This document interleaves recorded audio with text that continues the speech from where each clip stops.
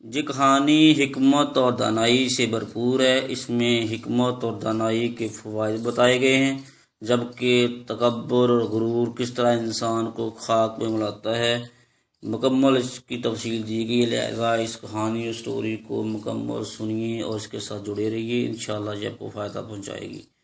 یہ صرف کہانی نہیں ہے بلکہ اس میں بہت سا سبق جو چھپا ہوا ہے، لہذا مکمل سنیے گا۔ اس سے آپ سے کو بھی مستفید کیجیے گا اور اپنے بچوں کو بھی سنائیے گا۔ اگر کہانی آپ کو اچھی لگے تو اسے اپنے دوستوں عزیز اقارب کے ساتھ شیئر کیجیے گا۔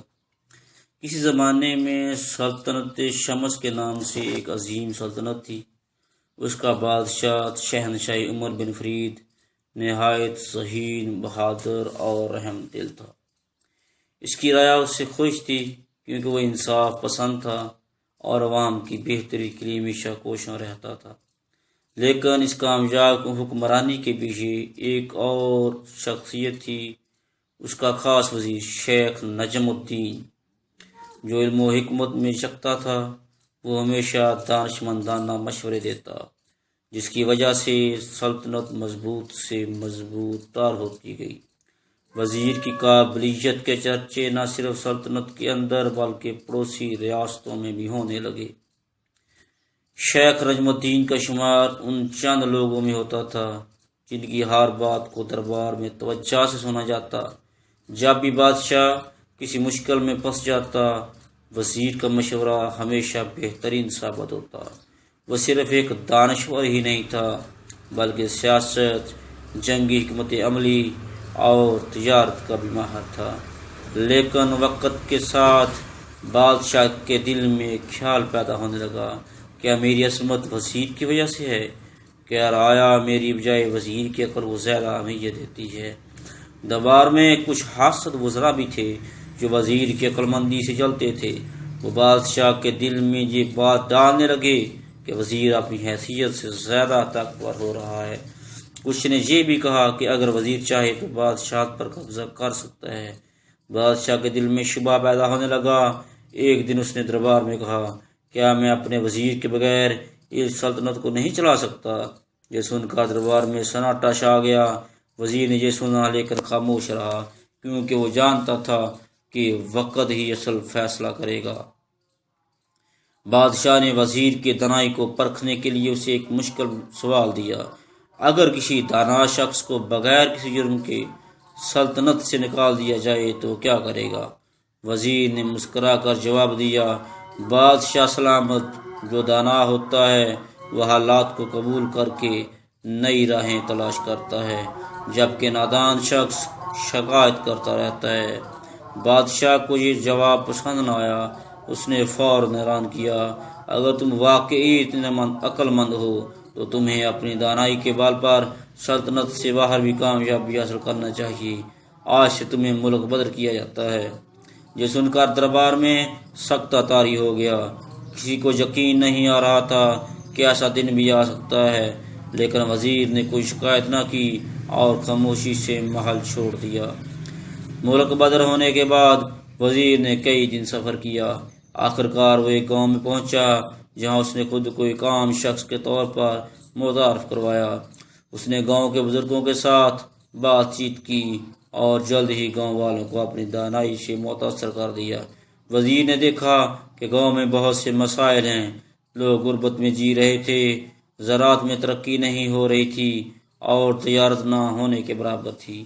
وزیر نے اپنی ذہانت کا استعمال کرتے ہوئے گاؤں کے لوگوں کو نئی تجارتی طریقے سکھائے، پانی کا بندوبست کروایا اور تعلیم کو فروغ دیا، اور چند سالوں میں گاؤں ایک خوشحال بستی بدل گیا۔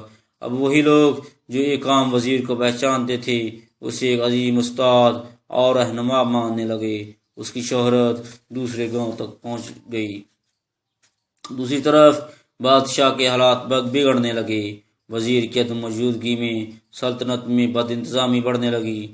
دوسرے وزراء بدعنوان نکلے، رعایا میں بے چینی پھیل گئی اور سلطنت کے خزانے میں کمی آ گئی۔ بادشاہ کو احساس ہونے لگا کہ وزیر کی عقل مندی کے بغیر سلطنت نہیں چل سکتی۔ ایک دن اسے خبر ملی کہ وزیر ایک گاؤں میں کامیاب تاجر اور استاد بن چکا ہے۔ یہ سن کر بادشاہ کو اپنی غلطی کا شدت سے احساس ہوا۔ بادشاہ نے فیصلہ کیا کہ وہ خود وزیر کے پاس جائے گا اور اسے واپس لائے گا۔ بادشاہ خود اس گاؤں میں پہنچا جہاں وزیر رہتا تھا۔ اس نے دیکھا کہ وہ وزیر جسے اس نے نکال دیا تھا آج ایک کامیاب اور معزز شخصیت بن چکا تھا۔ بادشاہ نے وزیر سے کہا، نجم الدین، میں نے تمہیں غلط سمجھا اور اپنی سلطنت کا نقصان کر بیٹھا، کیا تم واپس آ کر میرے وزیر بنو گے؟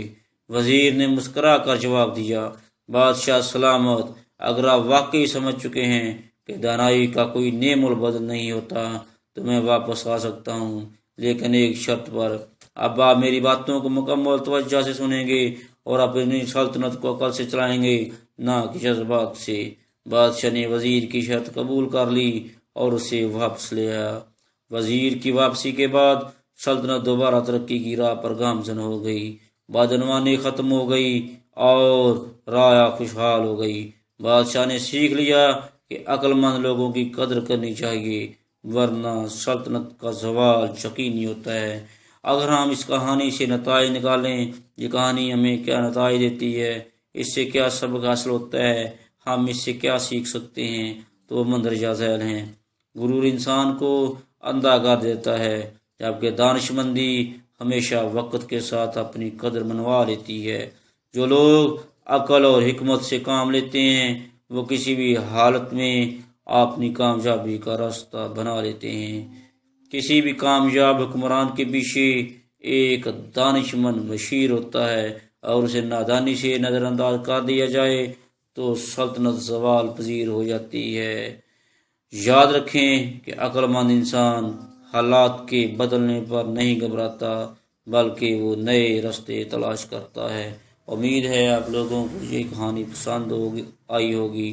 اس میں بہت سبق پوشیدہ ہے، لہٰذا اس کو غور سے سننے کے بعد اپنے بچوں، اپنے شاگردوں اور عزیز و اقارب تک پہنچائیے، اور میرے اس چینل کو لائک اور سبسکرائب کر دیجیے تاکہ مجھے بھی تسکین ہو، میں مزید اس طرح کی ویڈیو بناتا رہوں۔ شکریہ، جزاک اللہ۔ یہ کہانی حکمت اور دانائی سے بھرپور ہے۔ اس میں حکمت اور دانائی کے فوائد بتائے گئے ہیں، جبکہ